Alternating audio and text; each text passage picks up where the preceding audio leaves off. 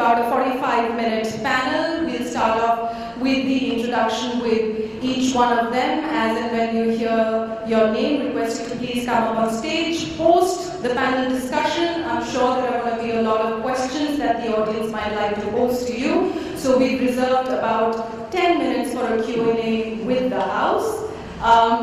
There are 5 panelists to each panel. I'm going to be calling out the moderator first, the moderator for our first panel, which is Evolving World Vis-a-vis the Conventional PR, what we will talk about for what Mr. Kalbag has also kind of set the tone for the afternoon is in this changing world, are we really prepared? What is it that the clients and the brands are expecting that maybe the PR industry is not being able to satisfy? Let's pose some difficult questions as to what and why are these two at loggerheads. The moderator for this particular panel is Venkat Malik. Mr. Venkat Malik heads the India operations for RAP, one of the largest new age agency networks from Omnicom Group. He's been the managing director for an international online game company and has held multiple board level positions and has been in various business leadership roles for well over a decade. He is also leading new age marketing thinker and his articles have been published in various publications, and we're hoping that he's going to be posing some difficult questions. Now, we're looking forward to some fireworks happening in the afternoon.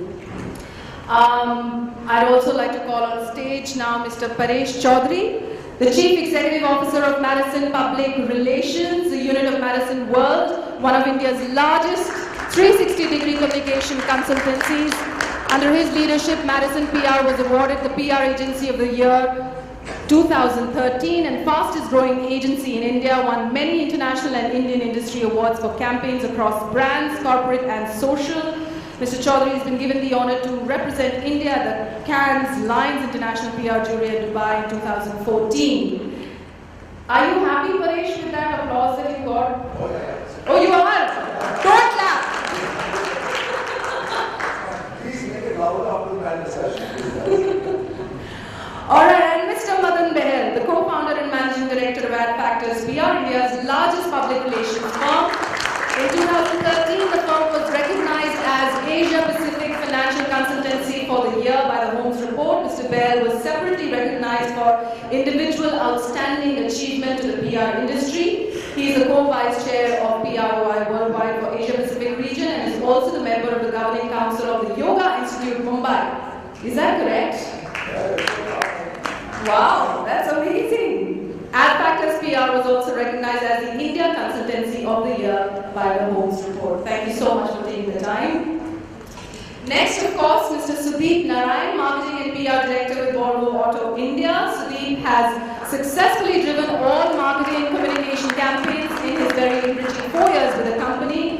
Mr. Narayan works very closely with the global teams on their brand development campaigns and is solely responsible for driving and streamlining all initiatives of Volvo cars in India.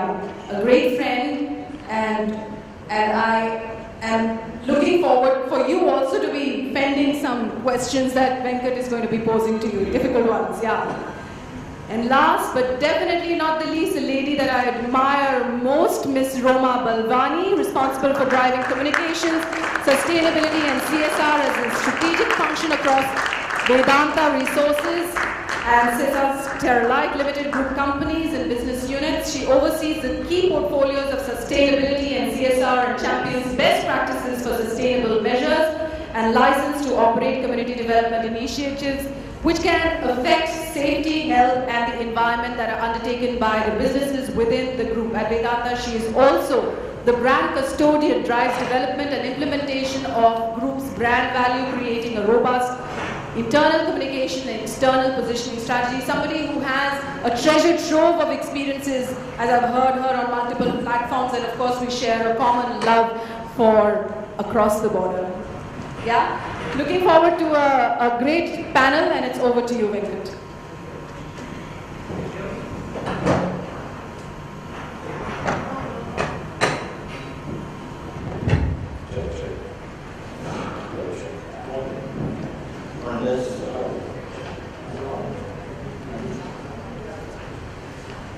speak a little softly, so it's not a problem. That's what I checked. So good afternoon, everybody, and as you know, we've got this extremely wonderful panel together. I guess Suparna picked me to do this because of my ability to create controversial questions. I don't know any other reason why I should be running this now. The good thing is also that we've got a panel which is divided through the middle in multiple ways. One is we've got 2 client people and we've got 2 agency people. So that's a good starting point for a fight. The second is that between the 2 client people, one poses to be a B2B kind of person, which is really about corporate communication, and the other is a product company kind of person, right? And therefore, corporate versus product. And there are differences that we can sort of actually listen to between their experiences on both, right? Between Madan and Paresh, Madan's like an entrepreneur. Paresh is really a client who's suddenly won agency clothes recently. So I think we've got 2 different characters there as well. So the first thing, and I'm going to really share with you, and I have very little to do except to ask them questions and set them up. So the way we've sort of tried to structure this particular discussion is into 3 broad parts. The first is really what Suparna briefed me for, which is to say that what used to be a client-agency divide and what used to be a crevice has actually become a chasm. And therefore, I've requested each of these panelists to talk to us maybe for a minute each and tell us where that is headed, what the real state of the issue is today, right? That's the first part, and we're going to spend really 5 minutes doing that because we'd rather get their knowledge and learn from their thoughts on best practices and where the future is heading. And therefore, the second and the third sections are really about them sharing case studies of brands and corporate communication situations where they've actually had they've touched up close and personal, so that we can learn from that. This last section, which is likely to be the largest one, is really about future thinking. Each of these is interspersed with a few difficult questions. And I'm going to count on each of you people to actually come up and ask them more difficult ones than I've actually thought of, right? I'll set the tone for it, and then you will sort of take over as well. So while we have a 10-minute slot block in the end for what you would call audience, communication, stuff like that, I'm going to I think the panelists are going to actually have audience questions in between as long as they're pertinent. So I'm going to hand it over to Roma and let us start the discussion with the state of the dynamics in right at the moment. Thanks, sir. Good afternoon, everybody. It's really nice to be back with the PR fraternity and take a little break. I was transitioning my profile from being a communicator to become somebody who also straddles and understands sustainability and CSR. These are facets which I never knew that a communicator should be looking at very closely, but the new role that I don now takes on the added responsibility of sustainability and CSR. I'm not sure how many of us PR professionals have got that opportunity, but today, as I have that opportunity, I think the issue, as Venkat put it, is not all about an issue. It's all about how you can create that partnership, how you can work in an environment which is so dynamic, in an environment which is so information led, and how do you declutter? So I've spent these last 6 months, and I was also very tempted, like Sachin, to tell my little story, but I'll hold that back at a convenient time. But just to touch upon the fact that after a decade in a customer-facing organization, I have now moved to a space which is a B2B organization.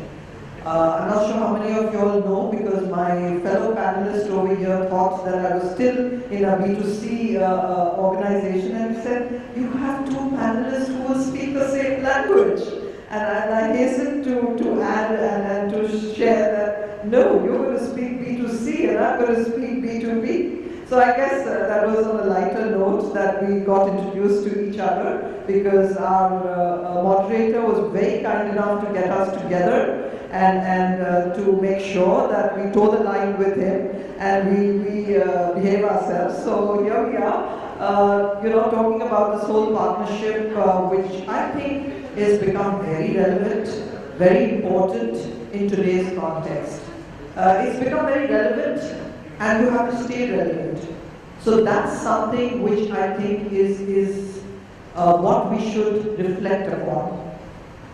As we evolve in this scenario of, let's take India for example. Why should we go further? Let's look at India. What's the kind of audience are we addressing now? I mean, we've got what we call a country or almost a continent which has 65% of youth population. Now, how many of us are addressing this population? How many of us are understanding what they are looking for from a brand? What is it that they look at? How impatient are they? How are they going to evolve and kind of synergize with your brand? Now, with this kind of context setting, the client and the advisory firm's relationship becomes even more complex. It becomes complex to the stage that if your advisory firm does not believe in, as somebody mentioned, the core purpose, does not understand your narrative. I mean, when Sachin was talking about the grandmother story, I could really relate so well to that. Now, each organization has a narrative. Each organization has a story. Now, for that, I think the advisory firms need to understand that they are not just, somebody who's on the other side of the fence trying to understand what you want to communicate. They have to come to an understanding where they understand the brand, they understand the narrative of the brand, they help us develop that narrative.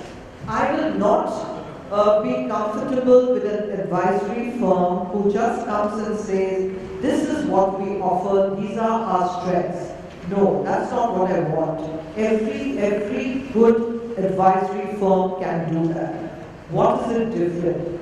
How do we look at together working towards creating a brand respect? Today, as the youth looks at us with suspicion, corporates are looked at us because today we are in an environment of a trust deficit. We went through a political scenario which really created that trust deficit. Today we are at least back on track, and as India is looking outward and being seen with a new political regime which is ready to go. So we are all hopeful. We are at the right time, at the right place to see that how our brands can evolve. So I think in short what I'd like to say that both the relationship with the advisory firm goes much beyond. So they have to really don a hat where they understand the brand. They bring in best practices, they bring in that kind of talent which needs to give us a holistic approach to communication. It's not just about PR.